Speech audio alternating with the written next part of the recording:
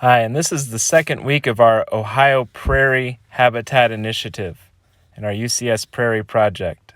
Native wild grasses are the foundation of this habitat, and here are some photos of our first restoration site, where students cleared out old weeds and lawn and replaced it over time with native prairie grasses, tall, short, and in between.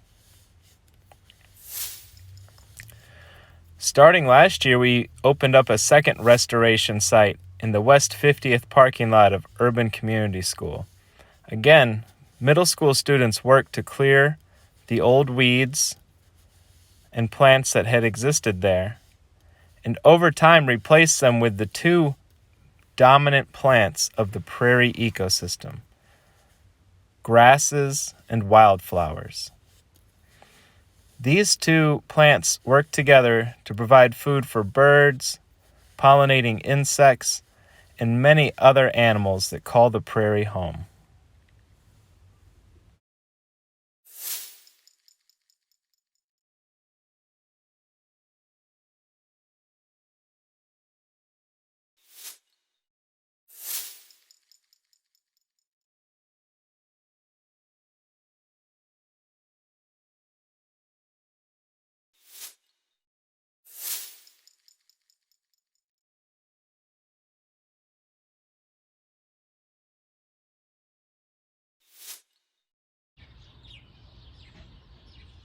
Hi, and welcome back to week 2 as we work on our pollinator habitat project. I want to review with you what that means. Number 1, a habitat is a place where an animal lives. A habitat will provide food and shelter for the animal, as well as water and places to raise their young. All of these things are involved in habitat: food sources, water sources, shelter, and places to raise young, because without that, an animal cannot survive. Now, the animals we're talking about in particular are the pollinators. And pollinators are animals that move pollen from one flower to another, usually when they're eating the nectar, which is a sweet liquid that comes from the flowers. As the pollinators feed on the flowers, pollen sticks to them. So as they move to the next flower to drink more nectar, that pollen gets dropped off. And that is what allows flowers and plants to make their seeds, and to make fruiting plants make their fruits. Pollinators are very important because without them we wouldn't have flowers or fruits or most of the foods that we eat. And so to help out our pollinators, we want to give them habitat and lots of food. And what do pollinators eat? Nectar. Where does the nectar come from? Flowers.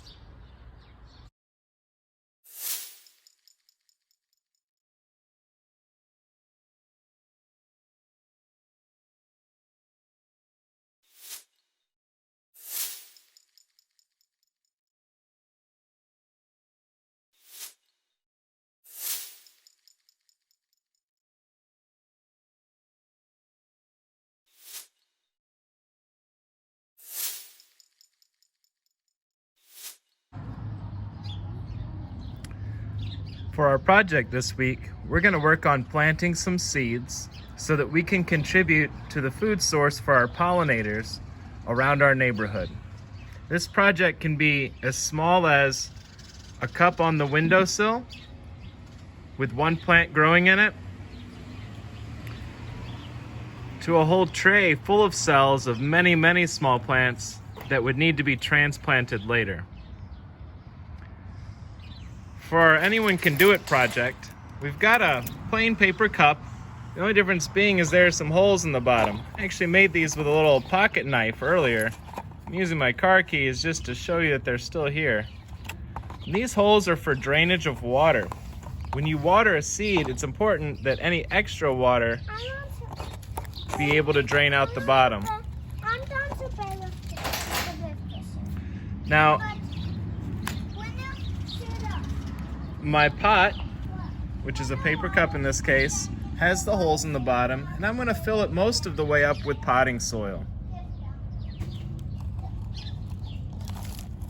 This is that lovely potting soil we make at UCS in the garden class.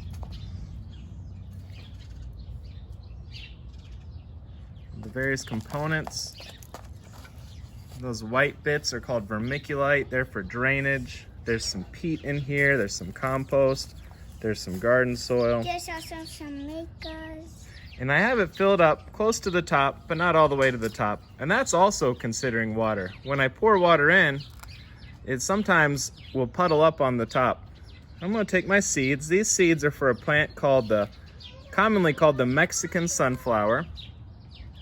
It's Tithonia species, and they can be very tall, 4 to 6 feet tall, beautiful orange flowers. And their seeds are about this big. And they say you plant a seed about as deep as they are big. And just cover them up with soil. And since my pot has holes in the bottom, I'm going to need a saucer to catch that extra water.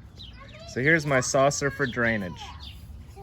I'm going to go ahead and plant this after I turn off the screen, full of another kind of flower called Indian blanket. One of my favorites, and I'll show you a picture of it later in this video.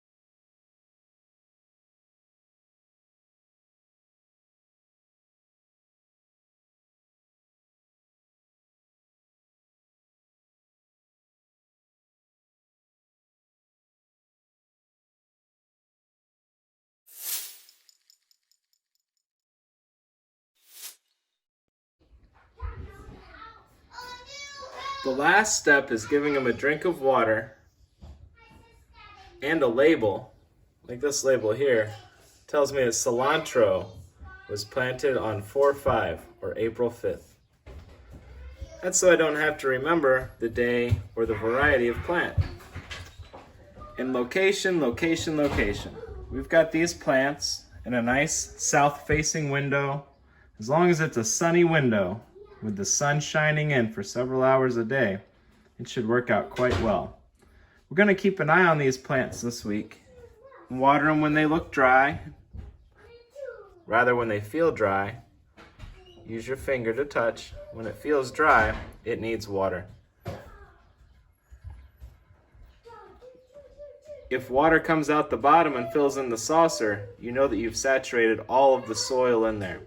If it doesn't, you know that there's still a little bit of dry soil left. You can use that to help gauge how much or how little water to give.